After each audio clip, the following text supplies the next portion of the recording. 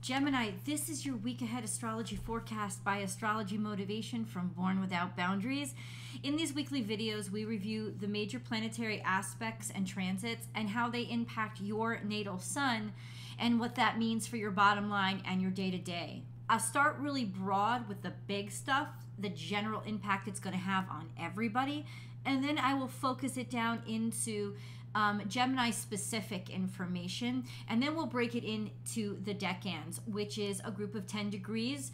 Every zodiac sign has 3 of them, and that will help me understand exactly how all this energy or all these planets are angled to your natal sun, and that will tell me exactly how your natal sun is going to be impacted this week, which will give me a good idea about the kind of energies you'll be facing. So you don't need to know anything but your birth date. That's all you need to bring with you to the table to enjoy this video. If you want to grab your birth chart and find exactly where your sun is located, that would help a great deal. But you don't have to. You only need to know your birth date. If you're going to get your natal chart, just get your birth date, time, and location, and you just put it in.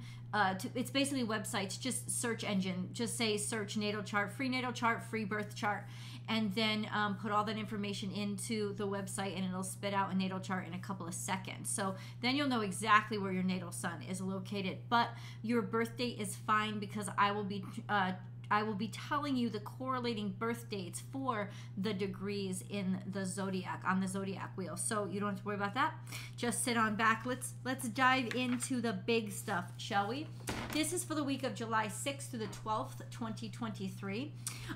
Gemini, the big stuff. We have 2 major transits this week. The first is on the 10th. Mars is headed into Virgo. When Mars is in Virgo, it's much more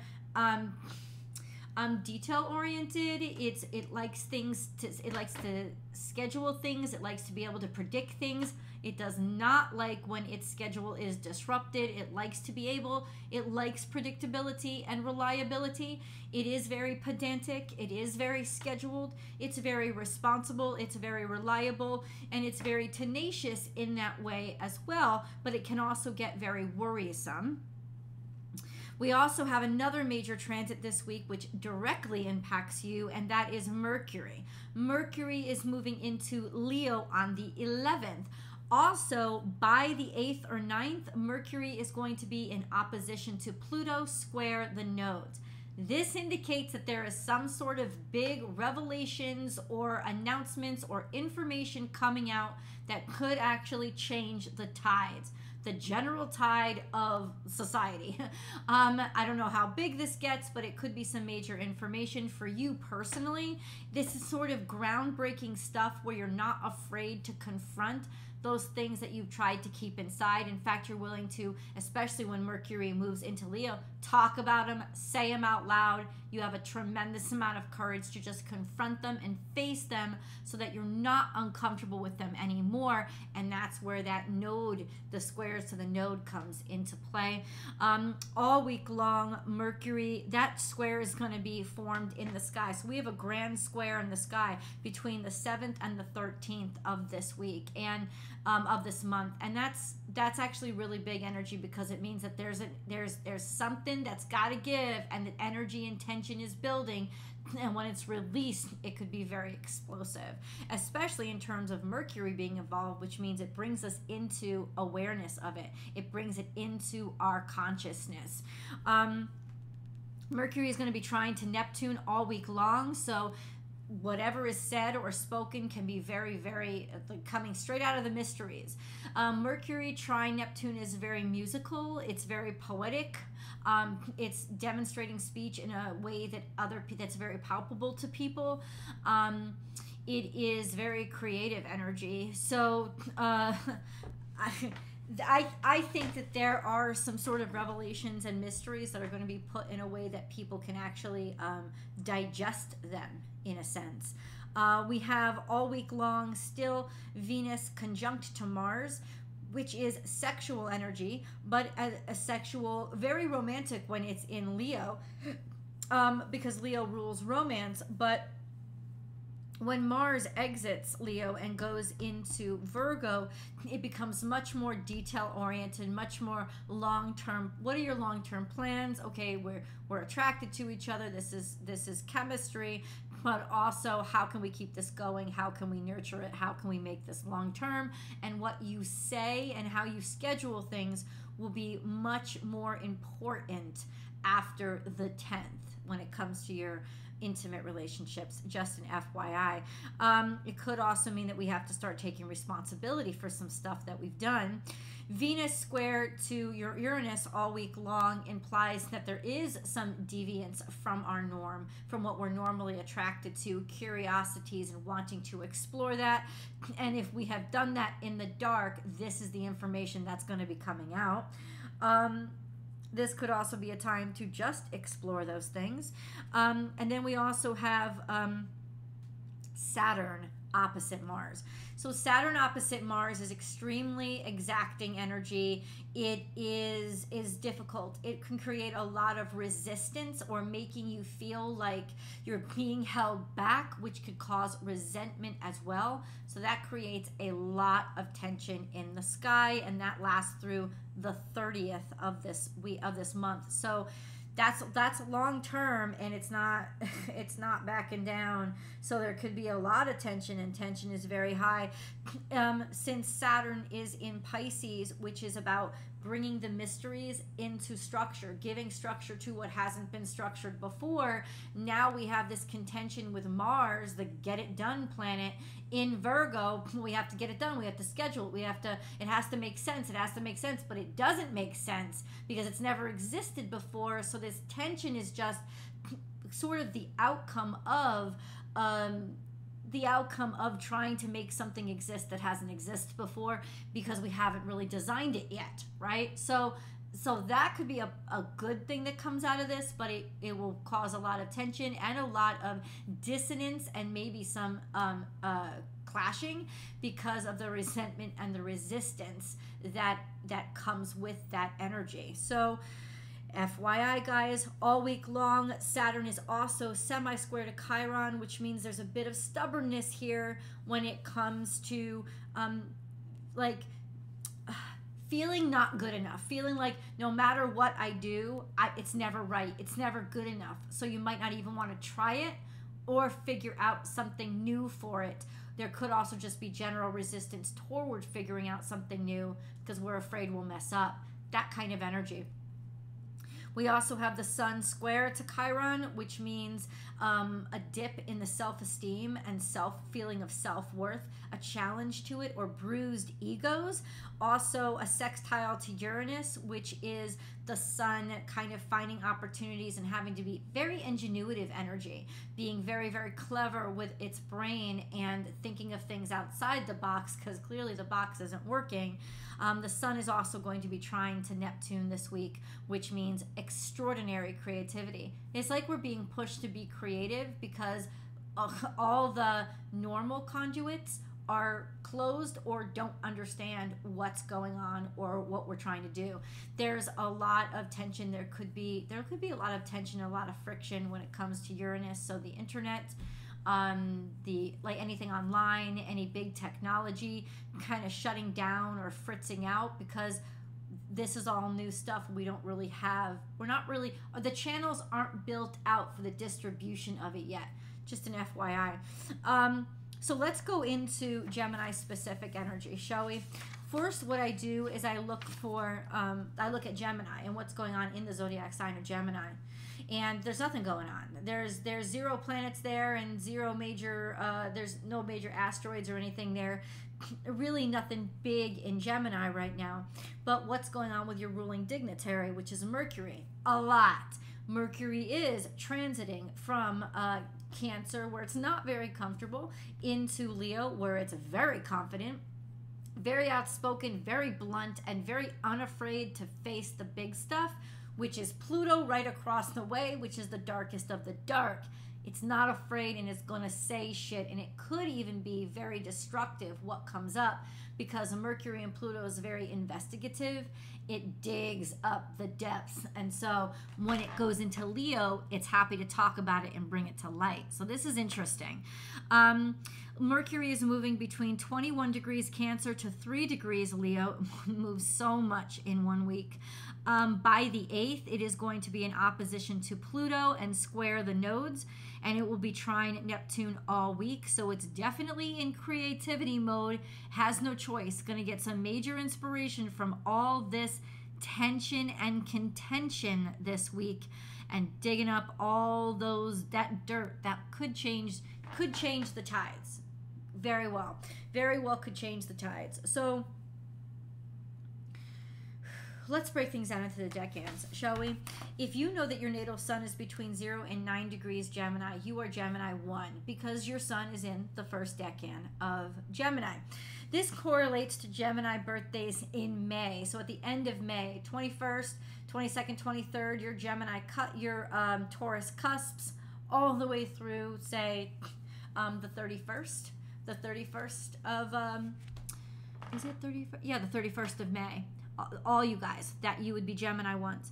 If you are at the cusp, you are trine to Pluto and you are sextile to Neptune. This is extremely psychic energy and extremely creative energy, where it's also going to recreate you and recreate yourself. A personal journey of broadening and expansion. Also a sense of a peacekeeper, or people kind of know or feel that when you're around, you can understand them. Sextile to Neptune is finding creative answers and having creativity spit out from every direction. If you are at the cusp this week, because those other two are long-term aspects. If you are at the cusp this week, your natal suns are sextile to Mercury all week long, whereas the rest of you won't really feel anything with Mercury until about the 10th or 11th. But if you're at the cusps, you'll feel it all week long. And a sextile to Mercury means opportunity to speak, be heard, talk, be articulate, get that information and figure things out and learn and understand. So Gemini, this is definitely the week for you to apply for whatever you need to apply for. Take those tests, speak, be heard, listen, talk, share your ideas. It could open up a lot of doors for you. There's also, you're going to be experiencing a square to Venus conjunct Mars, so something about tension that's been building when it comes to your sexual relationships or your intimate partnerships. This could be what you're discussing or tackling in terms of information. And there's also a square to Saturn for this whole year, which means you're batting heads when it comes to rules, laws, regulations, contracts, or the established authority. In general, this is a week where you could actually be heard and stick up and say something. Speech is going to be very powerful for you, especially when it comes to your intimate partnerships, especially when Mars goes into Virgo, to really dig down deep and say, this is what I'm feeling, this is what's going on, or to know exactly the right thing to say to help the situation. Gemini 2s. So Gemini 2s, if your natal suns fall between 10 and 19 degrees Gemini, you're in the second decan of Gemini. So you're Gemini 2s. This would correlate to, say, June 1st through the 10th. The first week and a half of June would be you guys. This is a very calm week for you guys. You are sextile to Chiron. Your natal suns are sextile to Chiron. What does that mean? You're drawing inspiration and finding opportunities to take your drama and open up doors for yourself and others. And this could have been your whole motivation for the past year and will continue to be. Now, especially if you guys are born around the 9th, 10th, this sextile is almost exact. It's very, very strong. But all of you will still feel it. All of you have been probably already feeling it and are in the midst of the work that you're starting to do. Whereas those of you who are just starting to feel it around the 9th, 10th, all this energy is just waking up in you. Now, it's been like that for long term, and it will be like that for long term. So what changes this week?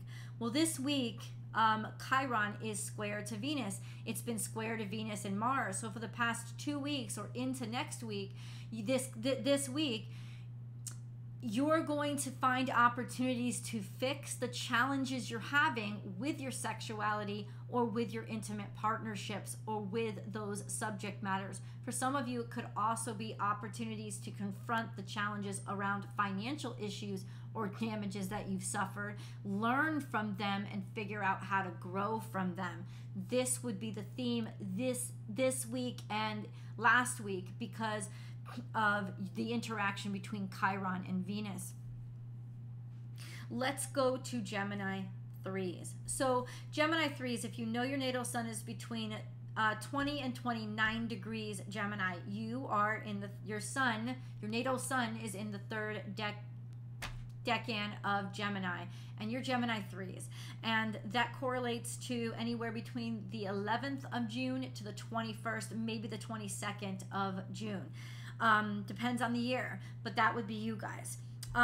Your natal suns are in a long-term square to Neptune, which can cause brain fog. It can cause easy distraction. It could leave you susceptible to believing stuff before you really look into it and getting kind of that fairy tale mind. It's easiest to use this energy to create and find a creative outlet so that you have something to build out of it and learn from it, so you won't be so distracted by it. And then we have that quincunx to Pluto, which means rocky, discomfortable, uncomfortable, frustrating change. We have, if you are born around the 11th to 12th, your natal suns are already sextile to Chiron, so you're going to be feeling and experiencing the same thing that Gemini 2s are experiencing, with opening up doors to heal your trauma and use your trauma to inspire you to move forward in your life and help others, especially revolving around your sexuality, your sex drive, and your intimate partnerships or your finances for the next couple of weeks, or for last week and this week, because of that square to Venus conjunct Mars, and now this week Venus. If there has been any tension or any challenges or damages that have been done to your intimate partnerships because of stepping outside of them, or desires outside of your norm or your standard, this would be finding out, taking the opportunity to heal them, address them, or really learn from them. And then this week, your natal suns are sextile to Mars conjunct Venus. So that is major energy for you. It means especially with this, Chiron is square to Venus. So this is major healing, especially when it comes to your sexuality, your sensuality, opportunities to explore and find yourself and be yourself and really have fun and feel good, look good. This is a great time to redo your aesthetic, take action on designing, especially when Mars goes into Virgo. There's this wonderful energy to design and to create in a not a scheduled way, to design and to design like an architect, create in a mathematical way or a very structured way once Mars goes into Virgo. So this is actually a great time to move forward on home improvement projects, self-improvement projects, especially about your aesthetics, or improving your finances, structuring them and setting them up to sort of grow. Whatever that means for you. That could be because Venus rules that as well. But this sextile to Mars Venus means this is a very sexy time for you, very sexy time for whoever you're with, and it could just be some great summer fun. FYI. So you guys let me know in the comments below how this energy is impacting you and playing out in your life this week. Definitely subscribe to this channel and give this video a thumbs up if you love it, which I hope you do. And then come on over to Born Without Boundaries Tarot for your week ahead tarot card reading. I love you guys, and I'll see you in the videos. Bye, Gemini.